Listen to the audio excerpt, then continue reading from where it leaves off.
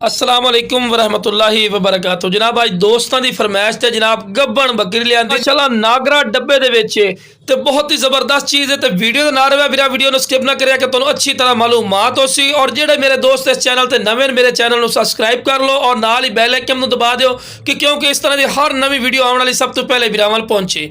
तो बहुत ही जबरदस्त चीज़ है माशाअल्लाह चेक कर सकते हैं। कन्ना की लेंथ भी चेक करो, चंगे लंबे कन और झालर भी चेक कर सकते हैं और बिल्कुल तोता फेस ने और पहले सूए च और गब्बा ने माशाअल्लाह कन्ना की लेंथ भी चेक कर सकते हैं। चंगे लंबे कन कम अज कम 17-18 इंच माशाअल्लाह दे कन लंबे और ऊंचाई कंड तिकर जनाब ये भी बिरावन दस दे जनाब 36 तो 37 इंच 36 इंच कन्फर्म दी ऊंचाई ने।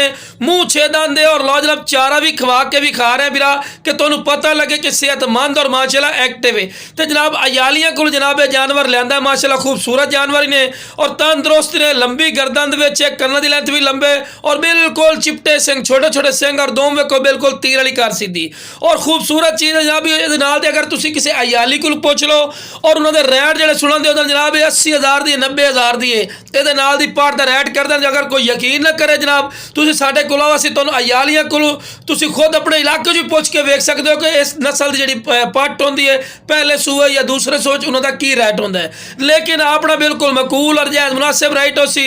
ਤੇ ਲਓ ਜਨਾਬ ਇਸ ਤੋਂ ਬਾਅਦ ਹਵਾਨਾ ਹੀ ਤੁਹਾਨੂੰ ਵਿਖਾਈਨੇ ਵੀਰਾ ਤੁਹਾਨੂੰ ਪਤਾ ਲੱਗੇ ਕਿ ਹਵਾਨਾ ਮਾਸ਼ਾਅੱਲਾ ਬਣਾ ਰਹੀ ਨੇ 2.5 ਤੋਂ 3 ਮਹੀਨਿਆਂ ਦੀ ਗਰੰਟੀ ਸ਼ੁਦਾ ਮਾਸ਼ਾਅੱਲਾ ਗੱਭਣ ਨੇ ਤੇ ਸਾਰੀ ਵੇਖਦੇ ਪਏ ਨੇ ਜਨਾਬ ਚੈੱਕ ਕਰ ਸਕਦੇ ਨੇ। ਹਰ ਪੁਆਇੰਟ ਵਾਲੂ ਮਾਸ਼ਾਅੱਲਾ ਇਹ ਪਲੱਸ ਨੇ खूबसूरत और माशाअल्लाह नायाब चीज़ ने और माशाअल्लाह। तो लो जनाब इस तो बाद तुहानू दंद भी विखे ने बिल्कुल जवान जनाब 6 दंद ही ने। क्यों झूठ बोल के बिरा नहीं देवनी ये जनाब अयालिया को पूछिए जनाब तुसी 6 दंद कराई क्यों भी एडी लेट क्रॉस कराई जाओ बिरा 6 दंद कराने का क्रॉस का यह फायदा होता है कि बच्चा भी सेहतमंद होता है और माशाअल्लाह एक्टिव होता है और हवाना भी माशाअल्लाह जी बकरी होती है वो अच्छा बनाई है।